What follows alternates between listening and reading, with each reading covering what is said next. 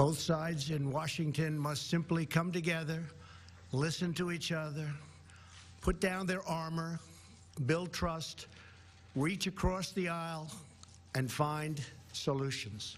President Trump trying to compromise with Democrats to end this government shutdown. He's offering 3 years of extended protection for some dreamers. Immigrants covered by temporary protected status would also be allowed to stay in the U.S. In exchange, the president wants $5.7 billion for a border wall. However, top Democrats are not interested in the offer, saying it's only temporary. Now that brings us to our political plays of the week. Democrat Michael Cook and Republican Bill Vickery joining us this morning. Guys, this is the longest government shutdown in U.S. history. Nearing a month now. Are we close to it ending? It does not look like anytime soon. The Democrats are sticking to their guns. They don't want the border wall that President Trump is advocating for. In fact, the American people are on their side. You look at all the pollings; they're opposed to this border wall. Meanwhile, Trump is beholden to the Ann Coulters and Rush Limbaughs of the world because they demand the wall. Let's not forget, we actually had a deal back in December when the Senate passed the measure to keep the government open, and then Trump went back on his word, and now we're in this mess going on day 30-something, and I don't see it ending anytime soon. It was a brilliant move by the president.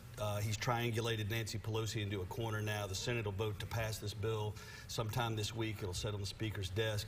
They get a chance to solve the immigration problem. He extends DACA for 3 years beyond re-election day for him. So if you're the Democrats and you're Nancy Pelosi, you've kind of worked yourself into a corner. You've been pretty tribal about this whole thing. You got to win. You want to stand firm against the wall. She has been out-negotiated, out-maneuvered by the White House. I got to think that at some point, from just a political standpoint, the president looks and thinks this is not a fair fight. From a policy standpoint, it is a brilliant move because border security is one thing, and I disagree with Michael. It pulls off the charts. That's why the media doesn't want to talk about border security. They want to talk about paychecks. They don't want to talk about the real issue of what's happening on the border. Border security, big issue for the president. Then you come behind it with a sound immigration policy. You know, only Nixon could go to China. Trump has the opportunity to really solve the problem. Democrats don't want to solve the problem because they want to keep the issue alive. But now Nancy Pelosi faces the real fact that she's going to have a bill sitting on her desk that can reopen the government and extend DACA and the protected citizen status for a lot of these folks and humanitarian aid and all of these other things, and she's choosing not to reopen the government. Michael, what would it take from the president in this for you to believe the Democrats to say, okay, we're good, we can either get Mexico to pay for the wall like he promised? That was part of his campaign promise. So it's a funding thing? Well, he said that Mexico was going to pay for the wall. So if he gets the Mexican government to pay for the wall, then that's one story. But that's never going to happen because it was just a baloney campaign promise. The American people we want border security, but we don't want the wall. So we're at this impasse, and I think it's laughable to say that Trump has done anything brilliant along this lines.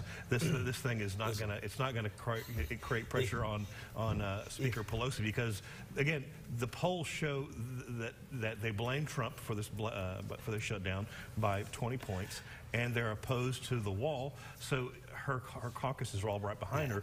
Meanwhile, you have even like people like Ann Coulter who are not for this wall. You're a freshman Democrat. Your first 2 weeks in Washington is the government shutdown. You won narrowly. You won in the swing district. You flipped a Republican seat to a Democratic seat, and now this is what you're faced with. This is how you're defined right off the bat. Watch them all get hit in February with a bunch of paid advertising. They're 90 days into their political career, and they're already being smacked in the face because she has put them in a position where they have to come in right off the bat and do something that is incredibly unpopular. They still have to support the fact that the government is shut down. They will not have a vote in the House of Representatives. Nancy Pelosi's fine. She's never going to, listen, enough Botox, she'll be around for a long time. But the reality is she's putting... That's kind of a sexist comment to say really? there.